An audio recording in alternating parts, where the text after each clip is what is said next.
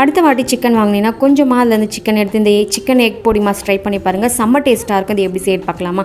இப்போ ஒரு குக்கரில் ஒரு 300 கிராம் அளவு சிக்கன் எடுத்து வச்சுருக்கேன். அதை சேர்த்துட்டு கொஞ்சமாக மஞ்சத்தூள், தேவையான உப்பு சேர்த்துட்டு ஒரு அரை கப் அளவு தண்ணி விட்டு நல்லா இதை 3 விசில் விட்டு எடுத்துக்கலாம்.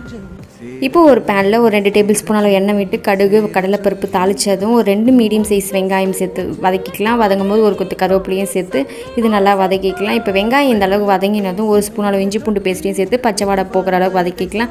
வதங்கினதும் கொஞ்சமாக வெறுமிளகாத்தூள், கொஞ்சமாக மசாலாவுக்கு தேவையான உப்பையும் சேர்த்து நல்லா மிக்ஸ் பண்ணிவிட்டு வேக வச்ச சிக்கனை இந்த மாதிரி போனெல்லாம் எடுத்துகிட்டு நான் உதிர்த்து வச்சுருக்கேன். அதையும் சேர்த்துட்டு கொஞ்சமாக வேக வச்ச தண்ணியும் சேர்த்துக்கலாம். சேர்த்து நல்லா மிக்ஸ் பண்ணிவிட்டு இந்த மசாலாலாம் ஒன்றோடு ஒன்று ஒட்டுட்டோம். இப்போ இந்த அளவு தண்ணியெல்லாம் ட்ரை ஆனது ஒரு 3 முட்டையை உடச்சி வச்சுருக்கேன். அதையும் சேர்த்து நல்லா மிக்ஸ் பண்ணிவிட்டு கொஞ்சமாக பெப்பர் இதெல்லாம் சேர்த்துக்கலாம். சேர்த்து நல்லா மிக்ஸ் பண்ணிவிட்டு கொஞ்சம் கூட தண்ணி இல்லாமல் நல்லா இந்த அளவுக்கு ட்ரை ஆனதும் நல்லா கொஞ்சம் கை நிறைய கொத்தமல்லி சேர்த்து நல்லா சுட சுட சாம்பார் சாதம், ரச சாதம், வெரைட்டி ரைஸ் எல்லாத்தோட சர்வ் பண்ணுங்கள்.